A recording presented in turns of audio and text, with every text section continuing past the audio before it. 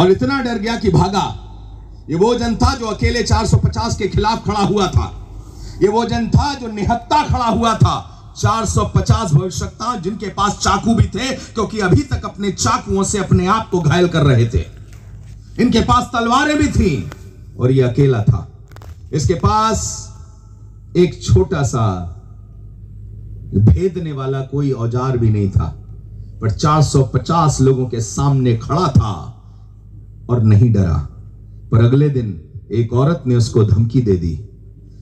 एक औरत ने कह दिया कि कल जैसा तूने मेरे भविष्यवक्ताओं के साथ किया है, अगर वैसा ही मैंने तेरे साथ ना किया तो ईश्वर मेरे साथ वैसा करे। इसका मतलब कल सवेरा होते होते तुझे मार डालेंगे। बाइबल में लिखा है और इसका नाम एलिया था और ये भागा, लिखा है अपना प्राण लेकर के भागा। जिस चीज को आप कीमती समझते हो वही लेकर के भागते हो।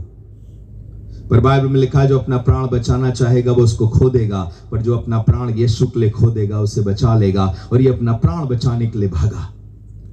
अपने समाज को बचाने के लिए नहीं रहा, अपने लोगों को बचाने के लिए डटा नहीं रहा, अपनी मंडली को बचाने के लिए डटा नहीं रहा, पर अपनी जान बचाने के लिए भागा। कई बार आपसे कहना मांगता हूं, ध्यान से सुनिएगा। हो सकता है जो चरवाहा परमेश्वर ने आपके पास खड़ा किया हो, चाहे बड़े से बड़े मेरी तरह बिशप ही क्यों ना हो, वो भाग सकता है, पर जीवता उद्धार करता यीशु मसीह अपनी लड़ाई को क्रूस पर लड़ा है और आज तक विजयी हुआ है और ना कभी भागा है और ना कभी भागेगा। ऐसे यीशु की आराधना करते हैं आप और हम, ऐसे यीशु की तारीफ करते हैं, ऐसे यीशु की प्रशंसा करते हैं और ऐसे यीशु की सेवा करते हैं जो कभी नहीं छोड़ेगा और कभी नहीं त्यागेगा।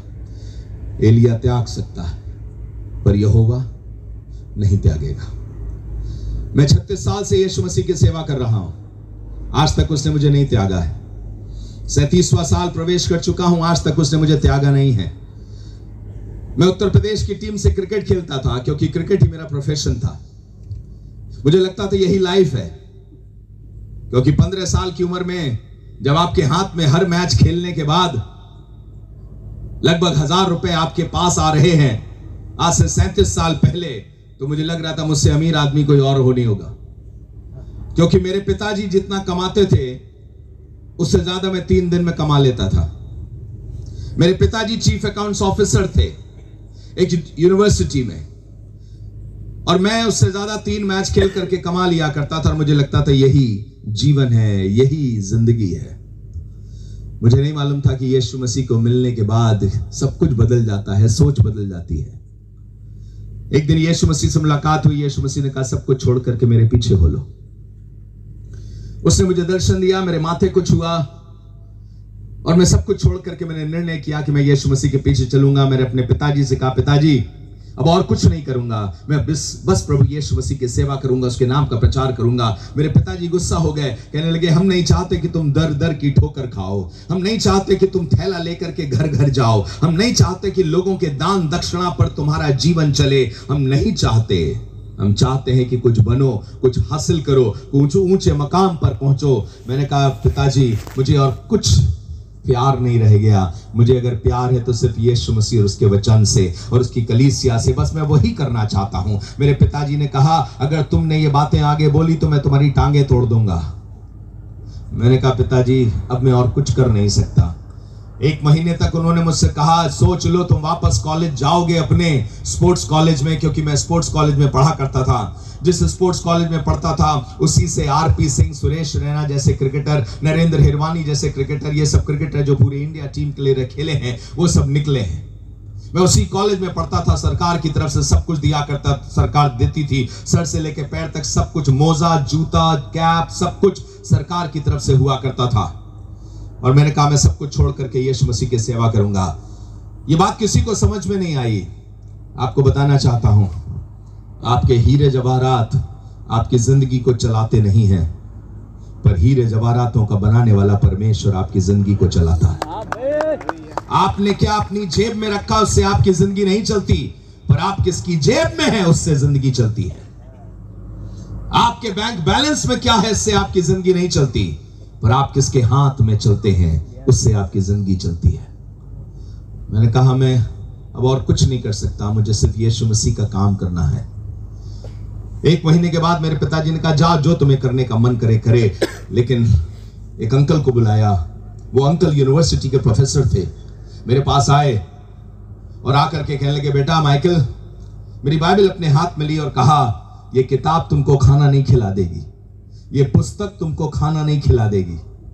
पवित्र आत्मा ने मुझे जवाब दिया कि मैं अंकल से उसी समय कहूं। मैंने कहा, अंकल आप यूनिवर्सिटी में पढ़ाते हैं, आप इतिहास पढ़ाते हैं, 1716 में क्या हुआ, 1820 में क्या हुआ, 1756 में क्या हुआ, 1540 में क्या हुआ, और दूसरी बात, आप मुर्दों की कथा बताते हो और अपने परिवार की जिंदगी पालते हो। मैं जीवितों की कथा बताऊंगा, जीवित वचन बताऊंगा और भूखा नहीं मरूंगा। और 37 साल तक मेरे जीवते परमेश्वर ने आज के दिन तक किसी के सामने हाथ फैलाने की दशा में नहीं रखा है।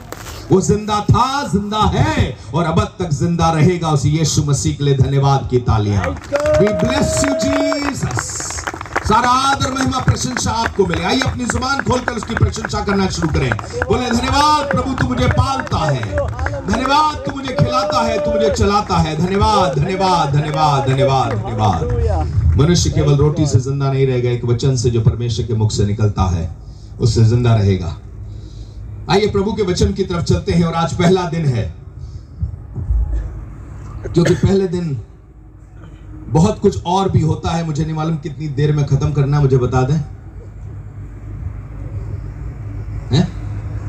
10 बजे खत्म करना है। धन्य है वे जो छोटा बोलते हैं, क्योंकि दोबारा बुलाए जाएंगे। आपको मालूम ऐसी कोई आयत नहीं है, आप जानते हैं ऐसी कोई आयत नहीं है, लेकिन आपको अच्छा लगेगा ऐसी कोई आयत होती। खास तौर से चर्च के मेंबर तो चाहते हैं ऐसी आयत होती, पुलपिट पे ऊपर ही लिख देते, ताकि पादरी साहब हर बार छोटे बुलाएं और अगले संडे फिर से आए प्रचार करने। आइए यूहन्ना रचित सुसमाचार उसका 8वां अध्याय।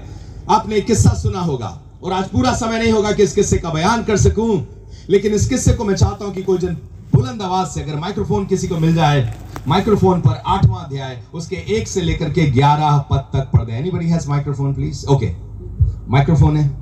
हिंदी में, गुजराती किसी में पढ़ दीजिए आप। 8 और 1 से। यस, 8वां अध्याय पहले पद से। आपके पास हिंदी है? हिंदी है? ओके, आप गुजराती में पढ़े। यस। पण यीशु जैतूनना पहाड़ पर गयो। पण यीशु जैतूनना पहाड़ पर गयो, राइट? आप बताइए, कभी किसी अध्याय को आप पण से शुरू करते हैं? परंतु से। कभी अध्याय परंतु से शुरू होता है?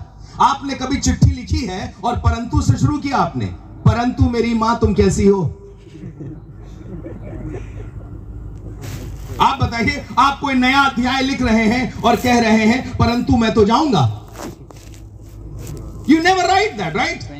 परंतु से, पण से कहां कोई शुरुआत करता है? पर इस 8वें अध्याय की शुरुआत पण से हो रही है। गलत है। क्या समय हुआ तो फिर बताऊंगा, पर पास्टर्स के लिए एक बात बताना मानता हूं। आज से 400 साल पहले बाइबल को पदों में और अध्यायों में डिवाइड किया गया। इससे पहले बाइबल पदों और अध्यायों में डिवाइडेड नहीं थी, क्योंकि कोई चिट्ठी ऐसे नहीं लिखता। पहला पद पहला अध्याय का है, मेरी मां तुम कैसी हो। दूसरा पद, मैं यहां ठीक ठाक हूं। तीसरा पद, मेरे पास पैसों की कमी हो गई। चौथा पद, खीर बना के भेज देना। ऐसा कोई नहीं लिखता। पर हमारी सुविधा के लिए इसको आज से 400 कुछ साल पहले विद्वानों ने इसको विभाजित किया। और जब अध्याय शुरू हुआ पण से, एक्चुअली ये पण से शुरू नहीं हुआ है। हुआ कहां से है? बाइबल में लिखा, उससे पहला 7वें अध्याय का अंतिम पद लिखा है, परंतु सब लोग अपने अपने घरों को चले गए, परंतु यीशु जैतून पहाड़ पर गया। अंतिम पद पढ़ दीजिए, देखिए क्या लिखा 7वें अध्याय का अंतिम पद। हाँ, पोतपोताने घेर गया। सब लोग अपने घर गए, पण यीशु जैतूनना पहाड़ पर गया। हाँ, सब लोग अपने अपने घर चले गए, पर यीशु मसीह जैतून के पहाड़ पर चला गया। मुझे बताइए, यीशु जैतून के पहाड़ पर क्यों गया जबकि सब लोग अपने घर गए हैं? क्या यीशु मसीह इसी शहर का है? बिल्कुल नहीं। ये यरूशलेम के मंदिर की बात हो रही है। उसके पास में जैतून का पर्वत है। यीशु मसीह कहां का है? यीशु मसीह गलील का है। बहुत दूर से पैदल चल के आया है। 7 दिन का पर्व था और प्रभु यीशु मसीह आया है। सब लोग अपने अपने घर चले गए, क्योंकि बाइबल के इतिहास में सब लोग पर्व मनाने के लिए एक जगह आया करते थे। वो जगह थी यरूशलेम। चाहे आप कितनी दूर रहते हो, आपको यरूशलेम ही आना था। यीशु मसीह भी यरूशलेम आया। सारे लोग त्योहार मनाने के लिए आए, पर्व मनाने के लिए आए और पर्व मना के अपने घर चले गए। पर यीशु मसीह पर्व मनाकर अपने घर नहीं गया, एक पहाड़ पर गया। और सुनिएगा, अगली सुबह वो फिर मंदिर में आया। अगली सुबह ज्यादा लोग मंदिर में नहीं आए थे, क्योंकि लोग अपने अपने कहां चले गए थे, घर चले गए थे। पर यीशु मंदिर में क्यों आया? सुनिएगा ध्यान से, यीशु मंदिर में दोबारा 8वें दिन पर्व खत्म होने के बाद इसलिए आया, क्योंकि आज के दिन एक स्त्री पे पत्थरबाह किया जाएगा और उस स्त्री के द्वारा मुझे भी पत्थरबाह किया जाएगा। पर मैं अपनी जान जोखिम में डालूंगा, क्योंकि मुझे तो कोई मार नहीं सकता और इस स्त्री को भी मैं मरने नहीं दूंगा। हालेलुया। आपको मालूम है, यीशु मसीह आपकी परिस्थिति में पहले से तैयारी करके बैठा है। जब आपके ऊपर मुसीबत आएगी, वो पहले से पहुंच जाएगा। जब आपके ऊपर समस्या आएगी, वो पहले से वहां पर होगा। और इसलिए यीशु मसीह घर नहीं गया, आराम से घर चले जाते। आपको मालूम है, यीशु मसीह अपना घर छोड़ करके पृथ्वी पर आया है, आसमान छोड़ के पृथ्वी पर आया है। क्यों आया है? ताकि आपको बचाए। जैसे उस मंदिर में यीशु मसीह उस स्त्री को बचाने के लिए अगली सुबह फिर पहुंच गया। ठीक समय पर मेरा यीशु पहुंच जाएगा। ठीक समय पर।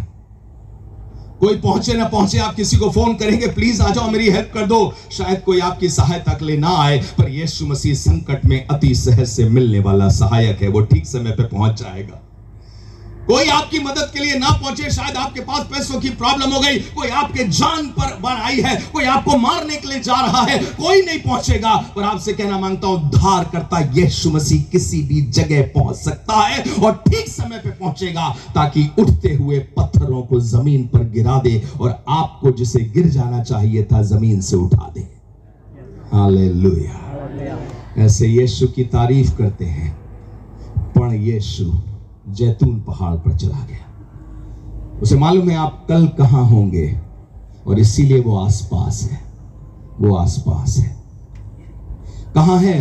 बहुत दूर चला गया है। नहीं, वो ठीक आपके आसपास है। जब मुसीबत पड़ेगी तो आप उसे अपने सामने देखेंगे। कितने लोगों ने भजन संहिता 23 पढ़ा है? भजन संहिता 23 पढ़ा है? कैसे शुरू होता है? यहोवा मेरा चरवाहा है, मुझे कुछ घटी ना होगी। उसके बाद क्या लिखा? अगला पद क्या है? वो मुझे हरी हरी। वो जब कहते हैं तो उसका क्या मतलब है? हम डायरेक्ट बात कर रहे हैं या किसी के बारे में बात कर रहे हैं? जब कहते हैं वो, आप कभी डायरेक्ट वो बोलते हैं? मैं कभी आपसे बोल सकता हूं वो कैसे हैं? नहीं, वो का मतलब है हम किसी दूसरे से बात कर रहे हैं और कह रहे हैं वो मुझे बचाता है, वो मुझे चराता है, वो मेरे जी में जी ले आता है, वो सुखदाई जल के झरने के पास ले चलता है, वो धर्म के मार्ग में मेरे नाम के निमित्त, अपने नाम के निमित्त मेरी अगुवाई करता है। अब आगे सुनिएगा, अगला पद क्या कहता है? चाहे मैं घोर अंधकार से भरी हुई तराई में होके चलूं तो भी, क्यों? वो नहीं है। पढ़िए उसको, क्या लिखा है? क्योंकि तू मेरे साथ रहता है। यहां वो नहीं लिखा। क्या लिखा है? तू मेरे साथ रहता है। अब तक लिखा था वो खिलाता है, वो पिलाता है। पर आपको बताऊं, जैसे ही मौत का साया आपके ऊपर मंडराएगा, वो परमेश्वर जो दूर था आपके निकट आ जाएगा और कोई और दिखाई नहीं देगा, सिर्फ उद्धार करता यीशु दिखाई देगा। और आप कहेंगे मौत का साया सब तरफ है, पर तू मेरे साथ साथ है। हालेलुया। मौत के साए में यीशु मसीह आपको छोड़ करके नहीं जाएगा। इस स्त्री के ऊपर मौत का साया मंडरा रहा था। आपको कहानी मालूम है ना? ये व्यभिचार में पकड़ी जाने वाली स्त्री थी, जिसे लोग पत्थर मारने के लिए खड़े थे। आपसे कहना मांगता हूं, लोगों के पत्थर गिर जाएंगे, क्योंकि वो जो वो था मेरे लिए आज मेरे पास आ गया है। वो जो दूर था स्वर्ग छोड़ करके धरती पर आ गया है। अब मुझसे दूर नहीं रहना चाहता है, वो मेरे आसपास रहता है, ताकि कोई मुझे तबाह ना कर सके। हालेलुया। कौन सी चीज आपको नाश करने के लिए तैयार है? कौन सी चीज आपको नाश करने वाली है? क्या चीज आपको बर्बाद कर देगी? किस चीज का खतरा मंडरा रहा है आपके ऊपर, आपकी मिनिस्ट्री पर, आपकी सेवा पर, आपके परिवार पर, आपके बच्चे पर? किस चीज का खतरा मंडरा रहा है और कितने दुश्मन हैं? इस स्त्री की कहानी पढ़िएगा, पढ़िए आगे, देखिए क्या लिखा है। यस, पढ़ दीजिए आगे। પરોઢીએ તે ફરી મંદિરમાં આવ્યો, हाँ, ત્યારે સગળા લોક તેની પાસે આવ્યા અને તેણે બેસીને તેઓને બોધ કર્યો। ત્યારે શાસ્ત્રીઓ તો ફરોશીઓએ વ્યભિચારમાં પકડાયેલી એક સ્ત્રીને લાવે છે हाँ, અને તેને વચમાં ઊભી રાખીને हाँ, તેઓ તેને કહે છે કે ગુરુ, આ સ્ત્રી વ્યભિચાર કરતા જ પકડાઈ છે। हाँ, હવે મૂસાએ નિયમશાસ્ત્રમાં આપણને આજ્ઞા આપી છે કે એવીઓને પથ્થરે મારવી, તો તું તેના વિશે શું કહે છે? तू क्या कहता है? પણ તેના પર मूसा कह चुका है मार दो, हम लोग तैयार हैं मारने के लिए, तू क्या कहता है? सुनिएगा, पढ़े आगे। પણ તેના પર દોષ મૂકવાનું કારણ તેમને મળી આવે માટે તેનું પરીક્ષણ કરતા તેઓએ એ કહ્યું, પણ ઈસુએ નીચા વળીને ભોંય પર આંગળીએ લખ્યું। તેઓએ તેને પૂછ્યા કર્યું, ત્યારે તેણે ઊભા થઈને તેઓને કહ્યું કે તમારામાં જે કોઈ પાપ વગરનો હોય તે પહેલો તેના પર પથ્થર નાખે। ફરી તેણે નીચા વળીને આંગળી વડે ભોંય પર લખ્યું। તેઓએ સાંભળીને ઘરડાથી માંડીને એક પછી એક નીકળી ગયા, एक पछी एक નીકળી ગયા। निकल गया। और इससे पहले क्या लिखा है? बड़े से लेकर, તેઓએ छोटा। સાંભળીને ઘરડાથી માંડીને मतलब बूढ़े से लेकर बच्चे तक, एक एक करके सब निकल गए। आगे सुनिए क्या लिखा है। हाँ, અને એકલા ઈસુને હા। તથા વચમાં ઊભી રહેલી સ્ત્રીને મૂકી ગયા। हाँ, सिर्फ एक स्त्री खड़ी रह गई। हाँ, ત્યારે ઈસુ ઊભો થયો અને તેને પૂછ્યું કે ભાઈ, તેઓ ક્યાં છે? શું કોઈએ તને દોષી ઠરાવી નથી? हाँ, તેણે કહ્યું કે પ્રભુ, કોઈએ નહીં। कोई नहीं। ત્યારે ઈસુએ કહ્યું કે હું પણ તને દોષિત નથી ઠરાવતો, તું ચાલી જા, હવેથી પાપ કરતી ના। हालेलुया। अब एक बात आपको बताना चाहता हूं, इस स्त्री का दुश्मन एक नहीं था, पर एक गलती की वजह से इसके सैकड़ों दुश्मन थे। गलती क्या थी? इसकी गलती यह थी कि इसने परमेश्वर की व्यवस्था के विरोध में काम किया था। परमेश्वर चाहता था कि इस तरीके के गंदे काम ना करें, और विशेष तौर पे त्योहारों के दिन, पर्व के दिन। सोच के देखिए, गुड फ्राइडे के दिन कोई स्त्री गलत काम कर रही हो, सारी दुनिया के लोग उपवास कर रहे हैं, और गुड फ्राइडे के दिन कोई स्त्री गलत काम कर रही है। सोच के देखिए, आराधना के दिन सब लोग प्रभु की आराधना कर रहे हैं, और उसमें आपका बच्चा नशे में पड़ा हुआ है, कैसा लगेगा? और यीशु मसीह एक ऐसी स्त्री को बचाने आया जिसने प्रभु के नियमों को तोड़ रखा था। उसने कोई सुधि नहीं करी। अरे पाप करते हैं ना सब लोग, छुप छुप के पाप करते हैं। अरे कोई दिन तो छोड़ दो, पवित्र दिन तो छोड़ दो, कम से कम संडे के दिन तो पाप ना करो, कम से कम आराधना के दिन तो पाप ना करो। पर इस स्त्री ने सारे पर्व के दिनों में पाप किया और व्यभिचार करती रही। पर आपको बताएं, हमारा यीशु मसीह ऐसे लोगों को भी बचाने आया है जो अपने आप को पूरी तरह से पाप के हवाले कर चुके हैं। इसलिए बचाने आया है क्योंकि वो नाश करने वाला नहीं, पर बचाने वाला परमेश्वर है। उसका नाम यीशु है। यीशु का मतलब क्या होता है? दंड देने वाला नहीं। यीशु का मतलब क्या होता है? चंगा करने वाला नहीं। यीशु का क्या मतलब होता है? सुधारने वाला नहीं। यीशु का क्या मतलब होता है? रोटी खिलाने वाला नहीं। बाइबल में लिखा उसका नाम यीशु रखा जाएगा। क्यों रखा जाएगा? क्योंकि वो अपने लोगों का उनके पापों से उद्धार करेगा। शब्द यीशु का मतलब ही है पापों से उद्धार करने वाला, पापों से छुड़ा लेने वाला। और हमारा यीशु मसीह उद्धार करता बनकर के पृथ्वी पर आया है। सुनिएगा, इस संसार में सबसे ज्यादा आपकी बीमारी आपको नाश नहीं कर रही है ना। यह झूठ है कि बीमारियां सबसे ज्यादा फैली हुई हैं। तो फैला क्या है? सारे लोगों को टीबी नहीं हुआ होगा, सारे लोगों को कैंसर भी नहीं हुआ होगा, सारे लोगों को तो हड्डी का रोग भी नहीं हुआ होगा, पर ऐसा कोई नहीं है जिसको पाप का रोग नहीं लगा होगा। सबने पाप किया और परमेश्वर की महिमा से खाली हो गए। सब पापी हैं। सुनिएगा, आपके रोग का इलाज, आपकी बीमारी का इलाज डॉक्टर के पास है, पर आपके पाप का इलाज डॉक्टर के पास नहीं है। आपके अकेलेपन का इलाज आपकी मां के पास है, आपके पति के पास है, आप अकेली हैं, आपका हस्बैंड आए और आकर के कहे तुम्हें अकेले नहीं छोड़ेंगे, अकेली अकेली रहती हो, मैं तुम्हारे साथ साथ चलूंगा। हाँ, आपकी अकेलेपन का इलाज लोगों के पास है, आपके रोगों का इलाज लोगों के पास है, आपकी कमजोरी का इलाज लोगों के पास है, आपकी गरीबी का इलाज भी लोगों के पास है। सब लोग मिलकर के दान देंगे तो किसी के लिए एक कार खरीदी जा सकती है, आपकी गरीबी का इलाज है। पर इस दुनिया में मनुष्य के पास पाप का इलाज नहीं है। पाप का इलाज तो सिर्फ उद्धारकर्ता यीशु मसीह की कुर्बानी के द्वारा ही होता है। हालेलुया। इसलिए सुनिएगा, दुश्मन बहुत है इसके, पर सबसे बड़ा दुश्मन जो इसे नाश कर रहा है वो इसका अपना पाप है। आज हीलिंग सभा करिए तो लाखों लोग अपने शरीर को ठीक कराने पहुंच जाएंगे, पर मन परिवर्तन की सभा करिए तो शायद 20 भी पश्चाताप करने के लिए नहीं पहुंचेंगे, क्योंकि मनुष्य की बुद्धि बिगड़ गई है, उसे समझ नहीं आता कि संसार की सबसे बड़ी समस्या रोग नहीं है, इस संसार की सबसे बड़ी समस्या गरीबी नहीं है। गरीबी मिटाने के लिए आपको 10 लाख दे दिए जाएं, आपकी गरीबी मिट सकती है।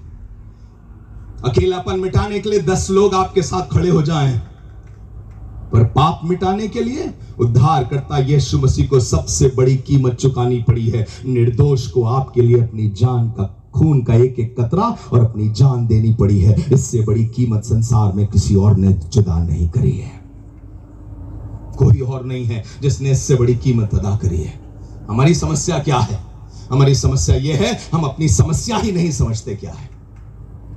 यीशु मसीह ने एक लंगड़े को, लकवे के मारे हुए को चंगा कर दिया, और चंगा करके क्या कहा? पुत्र, तेरे पाप क्षमा हुए।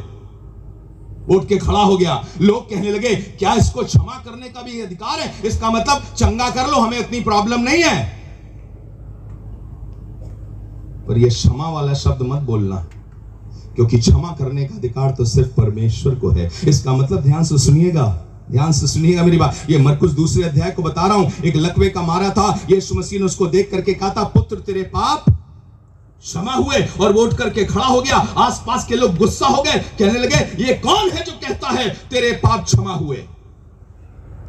इसका मतलब उन्हें इससे प्रॉब्लम नहीं है कि आप रोगों से चंगे हो जाओ, पर उन्हें इससे प्रॉब्लम है कि ये कौन है जो पापों को क्षमा कर सकता है, क्योंकि पापों को क्षमा करना मनुष्य के बस की बात नहीं है। आप मुझे बताइए, अपनी पत्नी को बचा सकते हो तो बताइए, अपने पति को बचा सकती हो आप तो बताइए, अपने बच्चे को सुधार सकते हो तो बताइए, आपके बोलने से कुछ सुधार किसी में आ जाए तो बताइएगा आप। मुझे लगता था गजब का प्रचारक बनो तो सारी दुनिया सुधर जाएगी। ऐसी ऐसी बात बोलो कि आदमी सुधर जाए।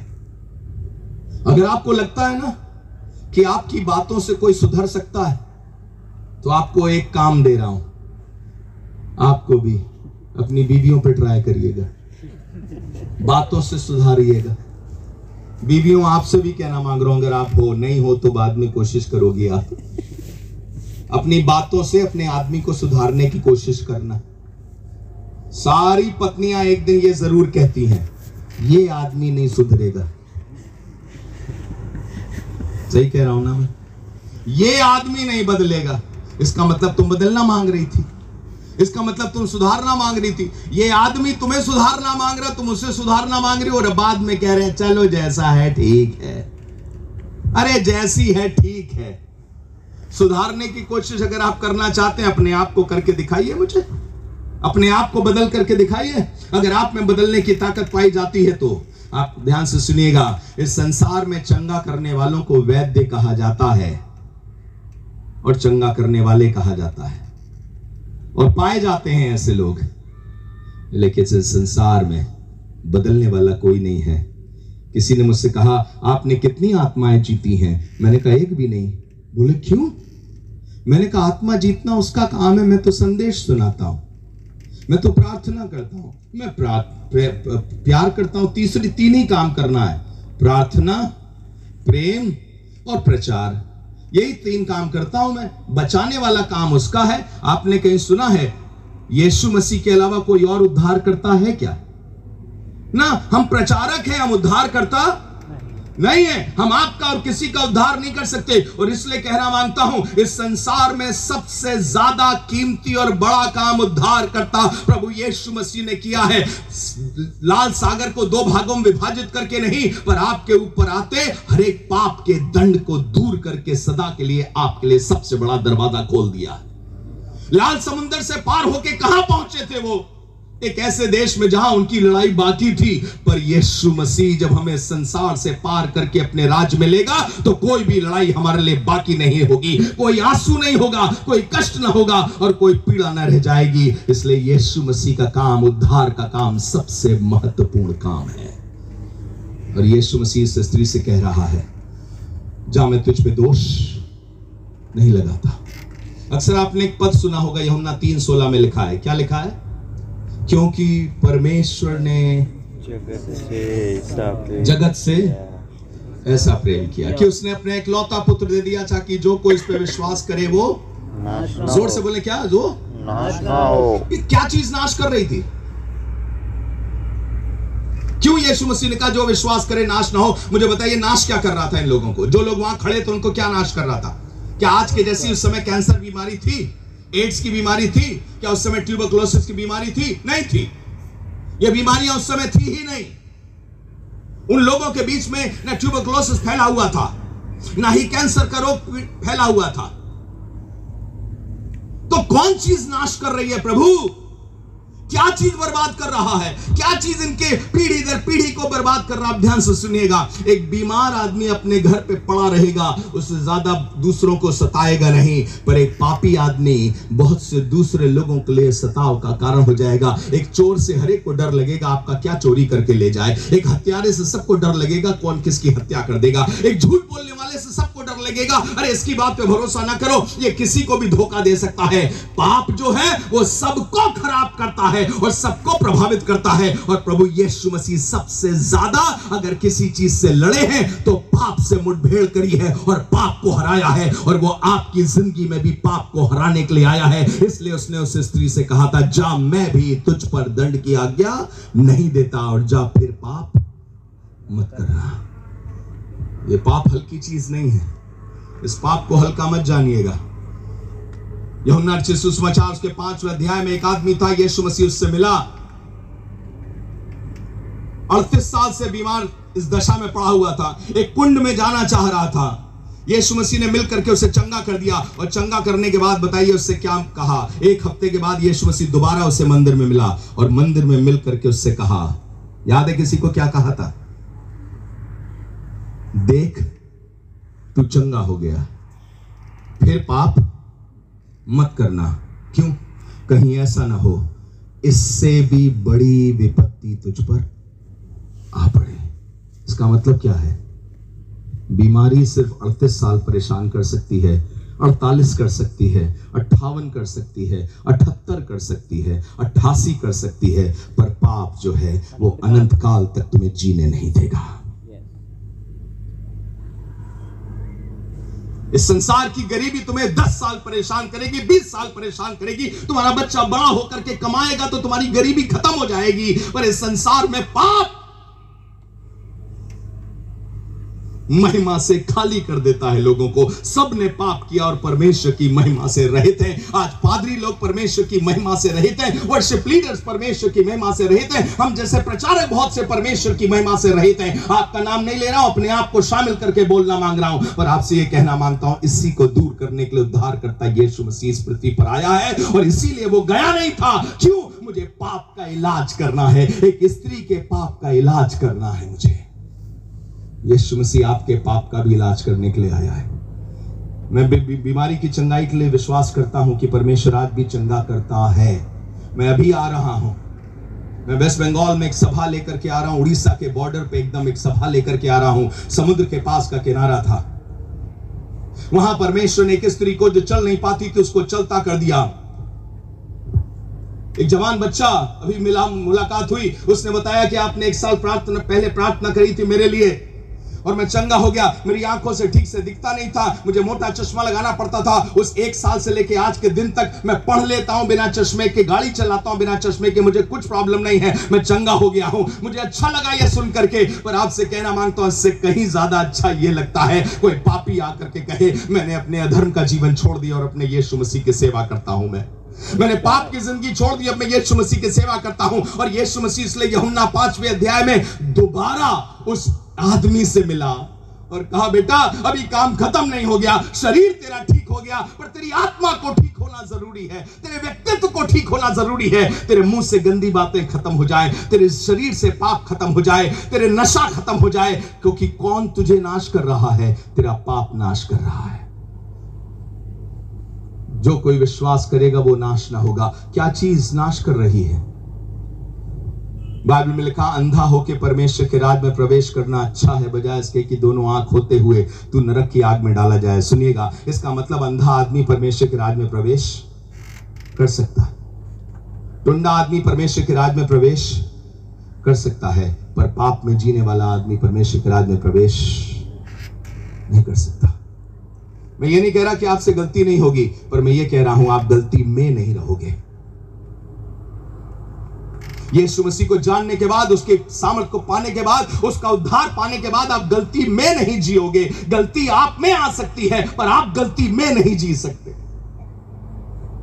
जिस तरह से नाव में चलते चलते आप पानी के ऊपर रहोगे, पानी आपके अंदर नहीं भर पाएगा। अगर आप पानी आपके अंदर भरने लगा तो आप डूब जाओगे उसी पानी में।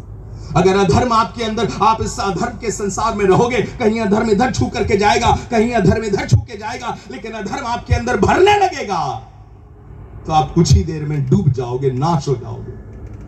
और इसलिए हाथ जोड़ के आपसे विनती करता हूं, खुदावंद यीशु मसीह आपको अधर्म से बचाने आया, पाप से बचाने आया है। उसका नाम ही है यीशु, अर्थात वो जो अपने लोगों का उनके पापों से उद्धार करेगा। और उद्धार का सीधा सा मतलब होता है छुड़ा लिया, छुटकारा।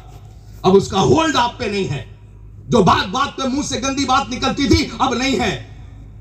जो लालच पहले हुआ करता था अब नहीं है। अरे चर्च तक में लालच दिखाई देता है, लीडरशिप में लालच दिखाई देता है, पदवी का लालच है, सम्मान का लालच है, ऊंचे उठने का लालच है, पैसों का लालच है।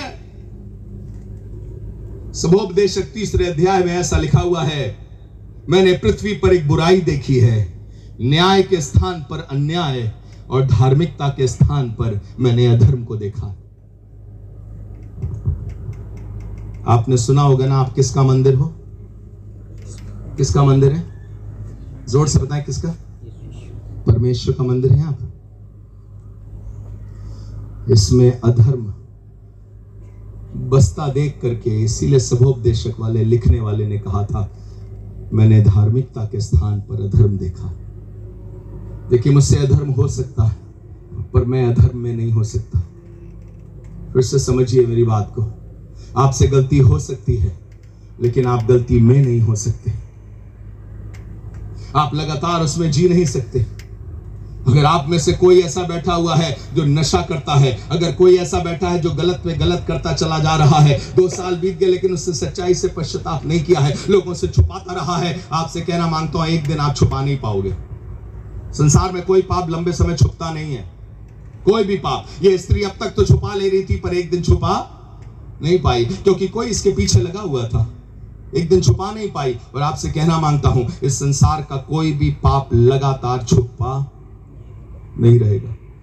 दाऊद ने पाप किया, राजा होने के नाते पाप किया, काफी दिन तक चलता रहा, बच्चा भी पैदा हो गया। मालूम है ना, उस स्त्री के द्वारा, हित्ती यूरिया की पत्नी थी, उसके द्वारा बच्चा भी पैदा हो गया। बच्चा पैदा होने के बाद बच्चा मरा। कितना समय हो गया? कम से कम 9 महीने 9 दिन तो हो ही गए थे, क्योंकि हफ्ते भर तो उसने लगभग उपवास ही किया था। 9 महीने 10 दिन हुए, 9 महीने 12 दिन हुए, मुझे नहीं मालूम। अब तक इसका पाप छुपा हुआ था, लेकिन जब बच्चा मरने के उस पे था, परमेश्वर ने नातान को भेजा और भेज करके बताया, जा दाऊद के सामने सारे पापों का बयान कर दे। सुनिए, अगर आप कब तक छुपाओगे, अपने गुनाह को छुपा के रखोगे, तो परमेश्वर किसी को भेज देगा आपको बताने के लिए कि तेरी दशा सुधरेगी नहीं जब तक तू अपने पापों से पश्चाताप ना कर ले। आज के भविष्यद्वक्ता बड़े अलग तरीके से काम करते हैं। उनकी भविष्यवाणी सिर्फ इतनी होती है, कल तुम्हारे पास नौकरी होगी, कल तुम्हारी शादी हो जाएगी, तुम्हारी शादी पा नाम के व्यक्ति से होगी, जिसका शब्द सा से शुरू हो रहा है वैसे नाम से होगी। सुनिएगा, पुराने जमाने के भविष्यवक्ता ऐसी भविष्यवाणी नहीं करते थे। पुराने जमाने के भविष्यवक्ता भविष्यवाणी करते थे कि मनुष्य अपने अधर्म से छूट करके धार्मिकता का जीवन जीने लगे। उनके पापों को सीधे सीधे बता दिया करते थे, उनकी गलतियों को सीधे सीधे बता दिया करते थे। उससे कहा करते थे तुमने पाप किया है। और इसलिए नातान खड़ा हुआ और नातान भविष्यवक्ता दाऊद राजा के सामने खड़ा होकर कहने लगा, तू वो व्यक्ति है जिसने ये पाप किया है। कोई पाप छुपा नहीं रहेगा। हो सकता है परमेश्वर का भेजा कोई आ जाए और आपके पास आके कहे तुम वो जन हो जिसने ये अपराध किया है। कोई पाप लंबे समय तक छुपा नहीं रह सकता। मेरे खत्म करने का समय आ गया है, सिर्फ 8 मिनट रह गया है। कोई भी पाप लंबे समय तक छुपा नहीं रह सकता। कई दिन से छुपाई हुई थी। उड़ाऊ बेटे ने गलती करी, भाग गया, जा करके दूर चला गया, एक दूर देश में अपनी सारी संपत्ति उसने उड़ा दी। जब कंगाल हो गया तो उससे लगा, है मैं कंगाल हो गया, कहां जाऊं? मुझे बताइए कहां लौटना चाहिए? अपने पापा के घर, अपने पिता के घर लौटना चाहिए। गया कहां? ये लिखा है उसी देश के निवासियों में एक के घर जाके पड़ गया और जाके कहने लगा, काम दे दो, कोई भी काम दे दो, हम यहां से नहीं जाएंगे। अरे बेटा, यही तो समय है, वापस लौट जा। नहीं, वापस नहीं लौटेंगे। क्यों? मैं अपनी गलती से गिरा हूं, अपनी गलती से निकल के दिखाऊंगा। अपने बाप के पास गरीब नहीं जाऊंगा, अमीर निकला था अमीर वापस लौट करके जाऊंगा। ये बेवकूफी है तुम्हारी और हमारी। हम ये सोच रहे हैं, अपने बाप को बताएंगे नहीं कि हम कितने पापी हो गए हैं, अपने बाप को बताएंगे कि नहीं हम कंगाल हो गए हैं, और बाप को सब मालूम है कि क्या हमने खो दिया और क्या बर्बाद कर दिया है। वो तो सिर्फ इंतजार कर रहा है। और बहुत से जवान बच्चे, उन्हें मालूम क्या लग रहा है, हम अपनी गलती से गिरे हैं, अपनी गलती से निकल सकते हैं। बच्चों, फिसल करके अपनी गलती से गड्ढे में गिर सकते हो, पर फिसल करके कभी गड्ढे से बाहर नहीं आ सकते। एक पैर के लड़खड़ाने से, एक कदम के लड़खड़ाने से पहाड़ से नीचे गिर सकते हो, पर एक कदम के उठाने से पहाड़ पर वापस चढ़ नहीं सकते हो। एक गलती तुम्हें छत से नीचे गिरा देगी, पर एक कदम तुम्हारा छत पे चढ़ा नहीं देगा। एक पाप अदन की वाटिका से निकाल देगा, लेकिन कोई भी धार्मिकता का काम तुम्हें अदन की वाटिका में वापस नहीं ले जा सकता जब तक यहोवा परमेश्वर खुद तुम्हें झुक करके निकाल न ले। गलती है तुम्हारी एक और, बिटिया, तूने जो गलती करी वो तो करी, पर गलती तेरी दूसरी ये है कि तू अभी भी ये सोच रही है, वापस नहीं जाऊंगी, माफी नहीं मांगूंगी खुदा से, खुद को सुधार लूंगी तब जाऊंगी, खुद को बना लूंगी तब जाऊंगी, खुद को अच्छा कर लूंगा तब जाऊंगा। सबको सामने ये तो रहे ना कि मैं गिरा था, मैं उठ करके चला आया हूं। आप ध्यान से सुनिएगा, गिरना आसान है, मैं धक्का दे दूं और कोई नीचे गिर जाए, पर किसी को उठाने के लिए मुझे अपनी पूरी ताकत लगानी पड़ जाएगी, और इतनी ताकत आदमी में नहीं है कि किसी को पाप से उठा सके। उसके पुत्र प्रभु यीशु मसीह में यह ताकत है। हालेलुया। उसके अलावा किसी में इतनी ताकत नहीं है। और इसलिए मत करो ये बेवकूफी कि गुनाह पे गुनाह करते जाओ, छुपाते जाओ, ये सोच करके कि अरे अब कभी तो ठीक हो जाएंगे, कभी तो सुधर जाएंगे, कभी तो बदल जाएंगे। नहीं हो पाएगा। अपने आप से तुम नहीं कर सकते। अगर अपने आप से तुम धर्मी बन सकते तो वो पवित्र आत्मा क्यों देगा तुम्हें? यहेजकेल उसके 37 अध्याय में कुछ यूं लिखा हुआ है, 36 अध्याय उसके 24, 25, 26 पद को पढ़ रहा हूं। ऐसा लिखा हुआ है, और मैं उन पर शुद्ध जल छिड़कूंगा और वो शुद्ध हो जाएंगे। मैं उनकी अशुद्धता को दूर करूंगा। मैं उनके अंदर से पत्थर का हृदय निकाल कर उन्हें मांस का हृदय दूंगा। और तब आगे लिखा हुआ है, और मैं अपनी आत्मा डालकर ऐसा करूंगा कि वे मेरी विधियों पर चल सके। ये सब प्रभु के दास लोग बैठे मुझे मिला करके, और आपको कहना मांगता हूं, बिना पवित्र आत्मा के हम उसकी विधियों पे नहीं चल सकते। अगर आप अपने आप से अपना उद्धार कर लेते तो पवित्र आत्मा भेजने की आवश्यकता नहीं थी। अगर आप यीशु के सच्चे अनुयायी अपने आप हो सकते तो पवित्र आत्मा की भेजने की आवश्यकता नहीं थी। पतरस ने यही कहा था, प्रभु सब छोड़ दे तो छोड़ दे, मैं तुझे नहीं छोड़ूंगा। इसका मतलब क्या है? ये सब कमजोर हैं, मैं ताकतवर हूं। अरे इनमें कोई प्रेम नहीं है तेरे लिए, मुझ में प्रेम है। ये क्या तेरे पीछे चलेंगे? मैं चलूंगा। यीशु मसीह ने उसी समय कहा, आज मुर्गे के बांग देने से पहले तू 3 बार बांग देगा, 3 बार तू मेरा इनकार कर देगा। पतरस अपने आप में सोच रहा होगा, प्रभु तुम हमें कम आंक रहे हो, अभी जानते नहीं हमको तुम, हम बहुत कमिटेड आदमी हैं, एक बार अगर कमिटमेंट कर दी तो फिर अपनी भी नहीं सुनते।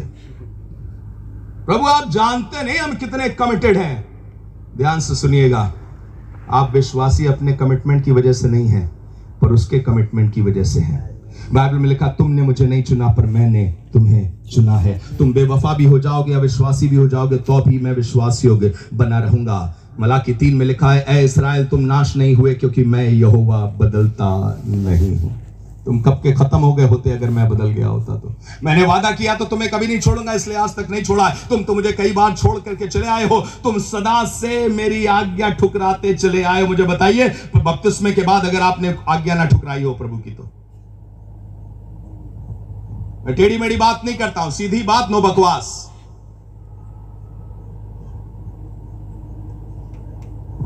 क्योंकि कानों की खुजली मिटाने वाला प्रचारक नहीं बनना चाहता, पर हृदय छिद जाए आपके और आप चिल्ला चिल्ला के कहें, हे यीशु मुझ पापी पर दया कर। यही चाहता हूं और कुछ नहीं। आप दोबारा मुझे ना बुलाओ चलेगा, पर अपने यीशु को आज अपने दिल में बुला लो, चलेगा।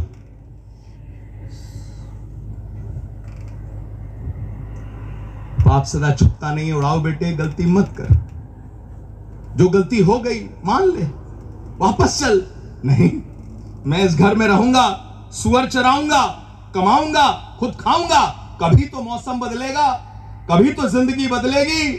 अरे अपने आप जिंदगियां नहीं बदलती, अपने आप मौसम नहीं बदलते, अपने आप लोग नहीं बदलते। दानियल 2:19-20 में लिखा है, राजाओं का उदय और अस्त वही करता है और पृथ्वी पर मौसमों का और समयों का बदलने वाला परमेश्वर वही है। वो बदलेगा तो बदलेगा, नहीं बदलेगा तो दिल भी नहीं बदलेगा, कुछ नहीं बदलेगा। अगर उसकी सामर्थ आप पे काम नहीं करी तो कुछ नहीं होगा। तो करना क्या है?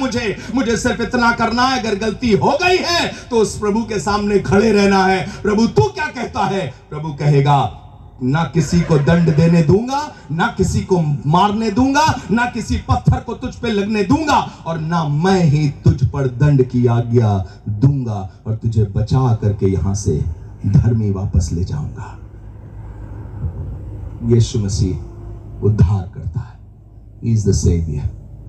My question to you is, मेरे सवाल आपसे यह है, किस चीज से उद्धार हुआ है आपका? किस चीज से उद्धार हुआ है? क्या पापों से हुआ है? इसी का उद्धार करने यीशु मसीह आया है। आइए अपने सर को झुकाएं, आंख बंद करिए, अपने सर को झुकाइए। अगर वर्शिप टीम में कीबोर्ड बजाने वाले जल्दी से आ जाएं तो please help me. Somebody come with microphone please, one of the singers. अगर कोई गाने वाला माइक्रोफोन पे आ जाए ब्रदर, थैंक यू।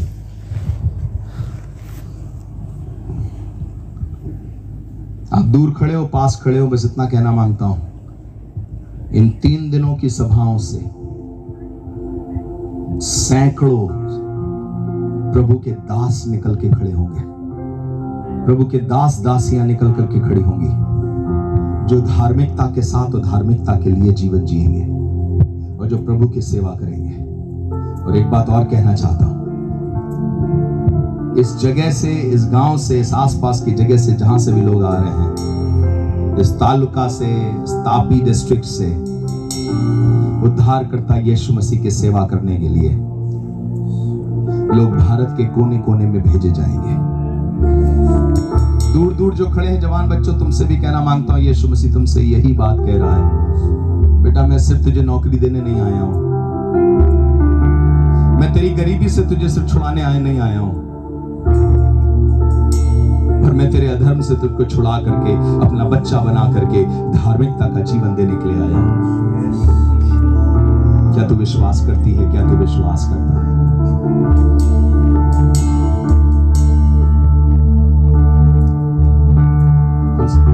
तुझे यीशु बुलाता है, आवाज उसकी सुनो,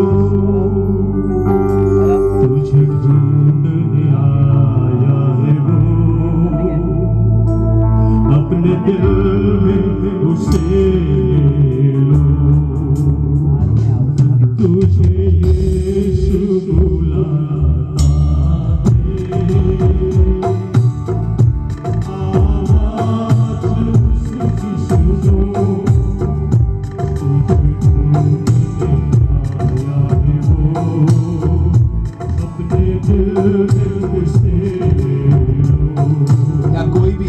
जो आज कहना मांग रहा है यीशु से, मैं माफी मांगती हूं, माफी मांगता हूं,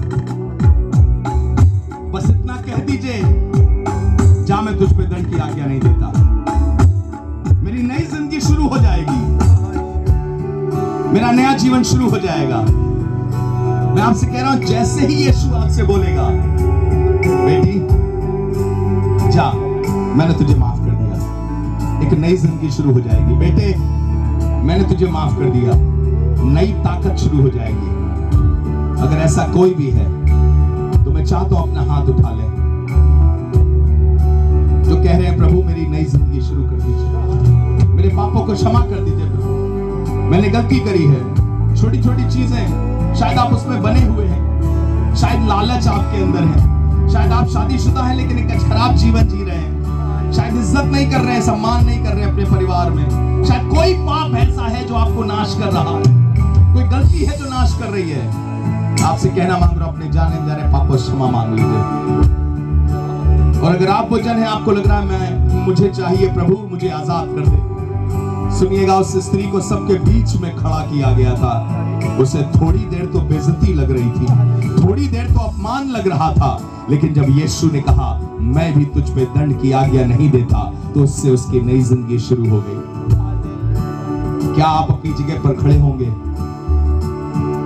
और उससे कहेंगे तेरे पास आता हूं,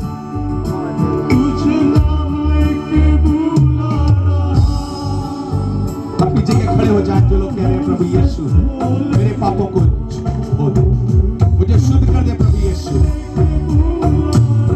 मेरी गलतियों को माफ कर दीजिए प्रभु यीशु। उससे बोलना शुरू करिए, मांगिए, उससे प्रार्थना करिए, बिना शर्माए। लोग क्या सोचेंगे भूल जाइए।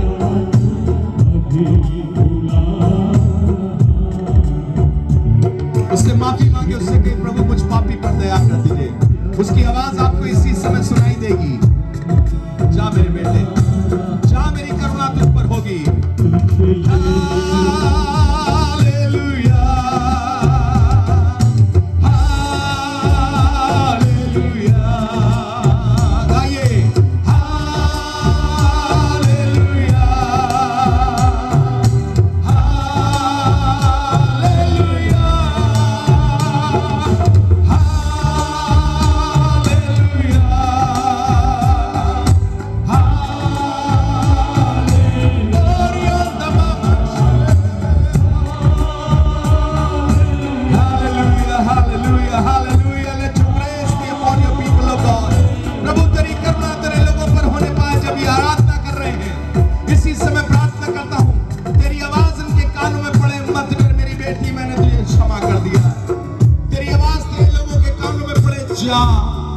फिर गुनाह न करना, मैं भी तुझ पे दंड की आज्ञा नहीं देता।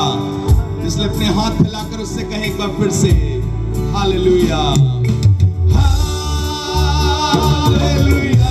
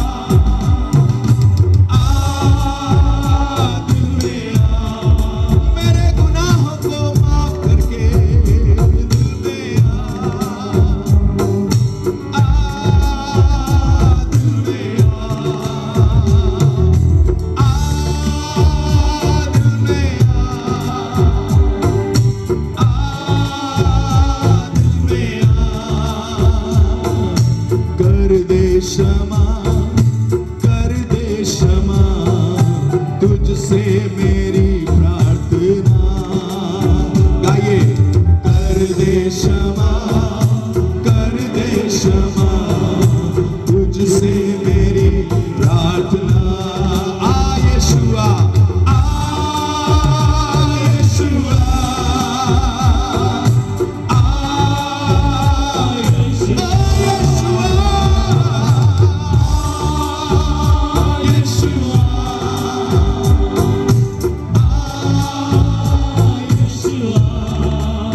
प्रभु यीशु मसीह, प्रार्थना करता हूं तेरे बेटे बेटी जब तेरी उपस्थिति में खड़े हैं प्रभु जी, वो अपने जाने अनजाने पापों से क्षमा मांगते हैं और अधर्म में जीवन नहीं जीना चाहते, पाप के साथ जिंदगी नहीं बिताना चाहते। प्रभु यीशु मसीह, हम विश्वास के साथ कहते हैं कि यीशु मसीह आपने हमारे पापों की क्षमा के लिए पूरा दाम चुकाया है। मुझ पर दया कर दीजिए, मुझसे भी कह दीजिए जा, मुझसे भी कह दीजिए जा, मैं भी तुझ पे दंड की आज्ञा नहीं देता। जा, तेरे पाप क्षमा हुए बेटी, जा, तेरी गलती क्षमा हुई। क्योंकि जब पाप क्षमा हो जाएंगे खुदा बाप, लोगों के पत्थर गिर जाएंगे, नाश करने वाली ताकतें गिर जाएंगी, जो चीजें मुझे बर्बाद करना चाहती उसकी सामर्थ्य टूट जाएंगी। इसलिए प्रार्थना करता हूं इसी समय यीशु के सामर्थी नाम में हमारे जाने जाने पाप क्षमा हो जाए। प्रभु जी माफ कर दीजिए और विश्वास से कहता हूं अधर्म के बंधन टूटने लगे यीशु के नाम में, पाप की सामर्थ्य टूटने लगे यीशु के नाम में, बीमारियों का प्रभाव जाने पाए यीशु मसीह के सामर्थी नाम में। जो लोग नाश हो रहे हैं शरीर में और आत्मा में, यीशु के नाम में जाते रहे। इसी समय कहता हूं वो जवान बच्चे जो नशे से स्ट्रगल कर रहे हैं, कुछ जवान बच्चे नशे से स्ट्रगल कर रहे हैं, यीशु के सामर्थी नाम में कहता हूं आज इसी समय नशे का प्रभाव उनके ऊपर से टूट जाए, नशे की सामर्थ्य टूट जाए यीशु मसीह के सामर्थी नाम में। In the mighty name of Jesus Christ. प्रभु तेरी करुणा, तेरी दया, तेरी करुणा, तेरी दया होने पाए प्रभु जी। इसी समय दुआ करता हूं चंगा कर दीजिए। अनुग्रह अनुग्रह अनुग्रह अनुग्रह यीशु मसीह के सामर्थी नाम में हम विश्वास करते हैं। जैसे ही हमने अपने पापों की क्षमा मांगी, तूने हमसे कह दिया है जा, मैं भी तुझ पे दंड की आज्ञा नहीं देता। प्रभु अपनी पवित्र आत्मा की सामर्थ्य देता कि हम तेरे पीछे चल सके। यीशु मसीह नासरी के नाम से मांगते हैं। May be seated please, may बाय से बैठ।